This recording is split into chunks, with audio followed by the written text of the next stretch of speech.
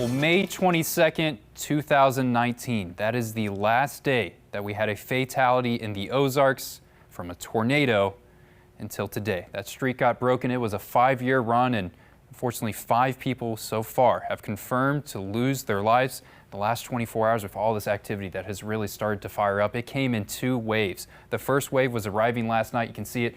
Look at this storm right up here that really wreaked all that damage in northern Arkansas, and still more thunderstorms arrived in this afternoon hour. We got thunderstorms that started to develop up by the lake, and then they continued to move off into the southeast, and now it's pushing out of our area. That's the good news. Is wave 1's done, wave 2's done, and there's not going to be a 3rd wave. We've had 2 shots of severe weather. We're going to switch to a much sunnier pattern, a much calmer pattern over the next couple days. So we are done with severe weather chances. We just kind of have to deal with the impacts that have been left behind. And something I can say is I'm a boy from Ozark. I was here in 2011 when Joplin came through.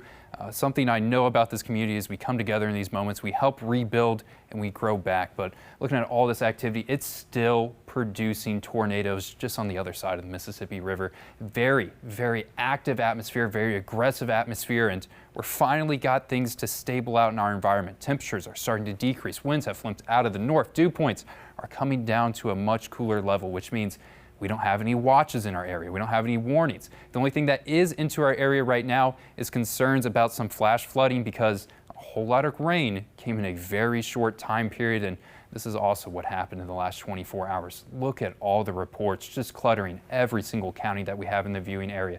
Hail damage, wind damage, and of course tornado damage. I've frankly lost count on the amount of confirmed tornadoes that we have had. I believe the number is somewhere in the double digits range, but it has been a very active 24 hours, and I haven't gotten a whole lot of sleep in that process either. But look at this track that happened over in Tulsa, where you can see this line of tornadoes. This was the same system that pushed all the way through northern Arkansas. It produced tornadoes over in Claremore, then it would lift and produce another tornado, then it would lift and produce another tornado, and that happened all the way throughout northern Arkansas, and there's still more that have been really peppered into the mix. Look at these right here. These 3 fired up this afternoon with a tornado that pushed right around Highway 60 just north of the highway. Thankfully, it moved off into the north and it wasn't impacting all the cars that were driving by, but caused a whole lot of damage to several homes into that area.